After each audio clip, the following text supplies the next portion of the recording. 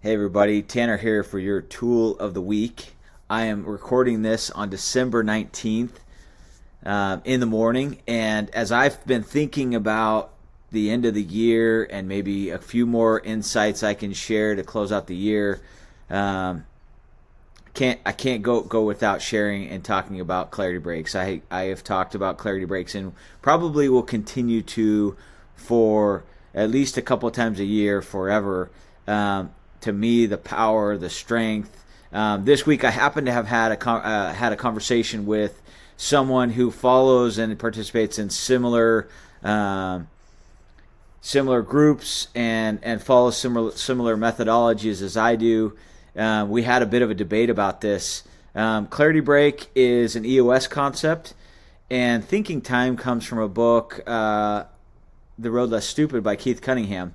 And we were debating. He said they're not the same thing, and so rather than reread both books, I just threw that question into AI, and the result, what came back, was they're not the same thing. And I'm not going to debate that right now.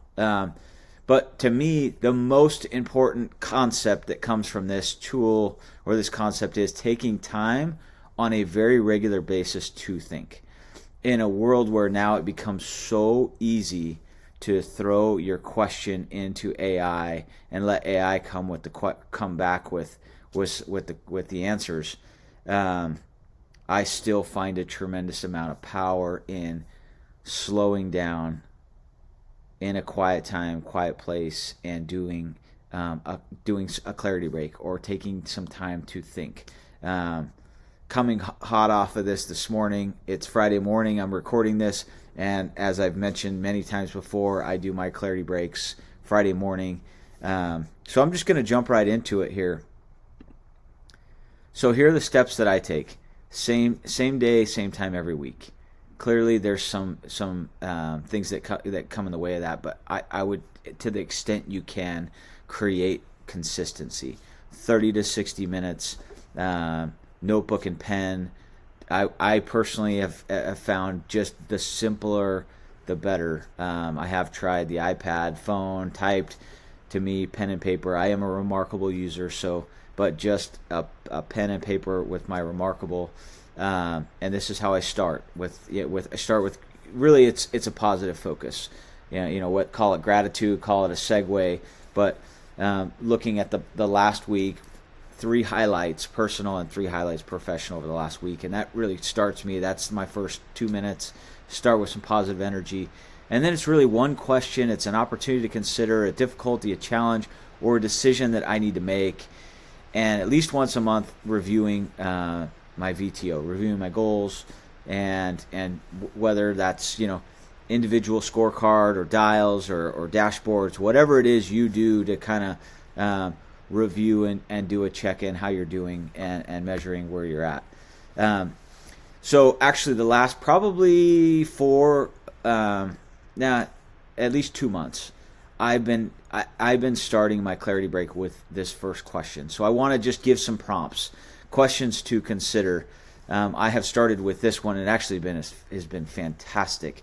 What is my biggest opportunity right now? And you know what?